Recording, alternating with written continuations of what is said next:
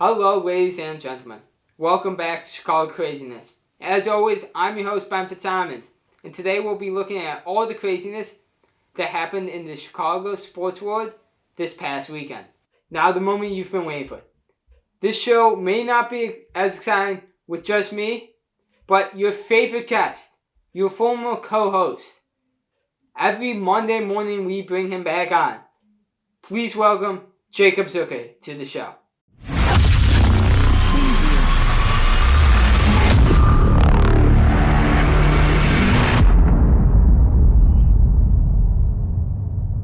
Now, Jacob, let's just dive right into the breaking news of this weekend. Chicago Cubs did trade their ace starting pitcher Yu Darvish to the San Diego Padres. This comes after an immediate trade the San Diego Padres made for Blake Snell. If you're a Cubs fan, what are you thinking right now?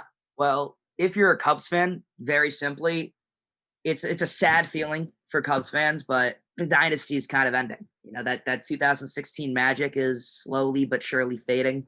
Players are starting to, kind of exit left and right. That magic is not there, and they're going to start going through a rebuild. You got contracts that you got to eventually spend, and you got to think to yourself, are we rebuilding right now, or are we still going to try to contend in a very competitive NL Central with three other teams competing for that top spot? This trade was purely a salary dump. We see Blake Snell, a similar Cowboy pitcher. You can argue Yu Darvish more successful last season, but the Cubs did not see that. He started off a very rough start with the Chicago Cubs, so they want to salary dump him. How do I know? Blake Snell returns the number 3 prospect in the San Diego Padres organization just by himself. The Cubs trade Yu Darvish, who's owed like $54 million, something over the next 3 or 4 years, which is absurd, and Victor Caratini for they're getting proven player in Zach Davies, but he's not top caliber, and they only get middle-level prospects, 13, 14, 15, 16. I think the Chicago Cubs, they're going to make the playoffs, but they're not going to make that playoff run. They have the talent to be a contender in the NL Central, but not a contender for the World Series. And how upsetting it might be for some Cubs fans, this team is different from the 2016 World Series Chicago Cubs. There's no chance to make the deep run if you don't have starting pitching. If you want to make a playoff run, you need 3 consistent starting pitchers. And last year they had all the pitching they needed: Lester, Hendricks, and Darvish. That is 3 perfect starting pitching, 3 perfect starting pitchers that you could have used, idolized, and done a lot with in the playoffs. They did do things in the playoffs with them. NLCS run a couple years back, World Series a few years ago when you add Jake Arrieta to that fold. But now it's Kyle Hendricks, and I'm not down in Kyle Hendricks. Kyle Hendricks is a fantastic pitcher, but you can't only have one good starting pitcher if you expect to make a run in the postseason. You can have all the bats you want, especially without a bullpen. One starting pitcher is not going to do it for you. It might be a sign to rebuild, but on the other hand, that makes it Chicago White Sox territory now. That makes the White Sox the team in Chicago to watch, which is kind of interesting to think about. And we saw the White Sox, maybe some people thought ahead of schedule last year. This year, they've already made moves in the offseason. They signed and bringing him back to Chicago. That's a huge upgrade. You got an Eden Engel platoon in the right field, and that's going to show up major problems for the White Sox. And also, you trade Dan Dunning, rookie, for a very, very proven stud in Lance Lynn, and you have a 3-headed monster, and you have Lucas Giolito, Dallas Keuchel, and Lance Lynn. Now, that's scary for any team to think of facing them. And you forgot to mention even Michael Kopech, who just had the Tommy John surgery, and he's coming back now. This White Sox team is scary. They have everything they need. They just have to get past the hump. And the Rays just got a whole lot worse with getting rid of Blake Snell. I mean, the Yankees might find a way, but this decade's been pretty bad for them. I feasibly see the White Sox get into the World Series either this year, or if not this year, definitely next year. They have money to burn if they really need to go after someone, because I know next year's free agency class is just ridiculous. So this year you might not need it, but I'm very confident in the White Sox abilities to do something about it. They did something unique that you don't see many teams do. They threw major money at the prospects before even playing a game. They got Eloy Jimenez racked up. They got Tim Anderson signed up. They got Luis Robert before he even touched the major league field, gained $80+ million for 4 or 5 years, which is absurd. But now you got him at cheaper than maybe letting him go on his rookie contract in arbitration. But this team looks good, and they're ready to make this run. The only question mark is the manager. Tony La Russa signed him in the offseason. You show it all. I'm as White Sox fan myself. Vic Renteria, I have to admit, did not manage the playoffs as nearly as well as many of us would have liked to. But Tony La Russa, they bring him in, and he has a DUI under his belt, and he's 76? Some guy that's my grandpa coming on the field, walking and trying to manage a baseball team. It's just it's not gonna work.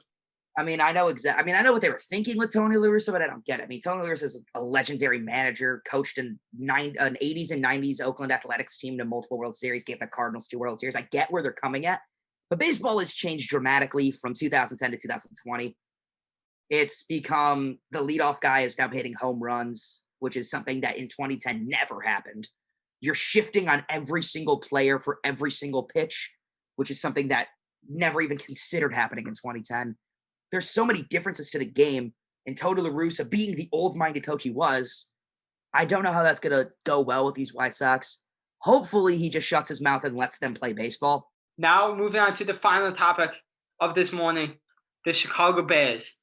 These last 4 weeks have been maybe the hottest offense the NFL has seen right now. 30 points against the Lions in a close loss. 36 points against the Texans in a blowout win. 33 points against the Vikings in a key win, and 41 points in the absolute demolition of the Jaguars. Now, many people might point to these are bottom 15, bottom 10 scoring defenses in the league. But I point to, you got Mitchell Trubisky. You're getting him outside the pocket. You're making him make good throws. You're not giving him the option to make terrible decisions. You're getting David Montgomery going. You're sticking with the run. And most importantly, Matt Nagy has handed over his play calling duties, and we have seen the major effect that has had on the Bears. Coming into this week with the Packers, what are your thoughts on how the Bears offense stacks up and what they can do against this team? And a must-win game if they want to make the playoffs. It's the Packers having to find a way to stop Allen Robinson at this point. Jair Alexander is good, but you got to double Allen Robinson. If you don't do that, you're not winning. You're not fighting in this game. David Montgomery is going to have a chance to run. They have Darnell Mooney producing. They have high producing players. It all really comes down to how they can play defensively, which sounds really good because the defense is fantastic. But you're going up against Aaron Rodgers, and when you go up against Aaron Rodgers, it is extremely hard to do anything. Something about the fact that this is a must-win, I feel like will do wonders for the Bears. I don't know what it'll do, but the fact that it's a must-win is beneficial. Pace and Nagy, what do we do with them? Fire Pace, keep Nagy. Done. I think Ryan Pace is the worst general manager in football. I think he's screwed over the Bears numerous times. I don't think there's any reason to keep him. Matt Nagy's a decent coach. Look what he did in 2018. Look what he's done. Obviously, he started off kind of iffy this year, but then he handed the play calling over, and now we look good. I agree with you with Ryan Pace. I think he has to go. He's an awful GM. However, I disagree with you with Matt Nagy. I don't think he's a good coach. I think he has proven already that he's not a good fit with the Chicago Bears. We've seen that he's had offensive success with Kansas City. But again, they've had so many playmakers on that Kansas City offense that most coaches in this league would be very successful under Andy Reid. I think they need to go out and sign a coach like Pat Fitzgerald. We've seen Pat Fitzgerald has gotten interest this year from NFL teams. But we've also seen that in the past, and he's turned down those opportunities because he wants to stay with Northwestern.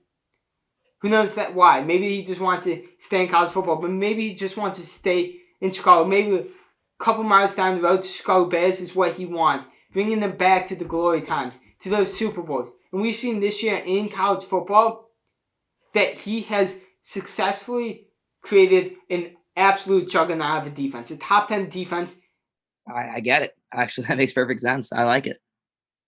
All right, ladies and gentlemen, thank you for tuning in to another episode of Chicago Craziness. As always, I'm Ben Fitzsimons, alongside me, Jacob Zucker. We hope you tune in again. See ya.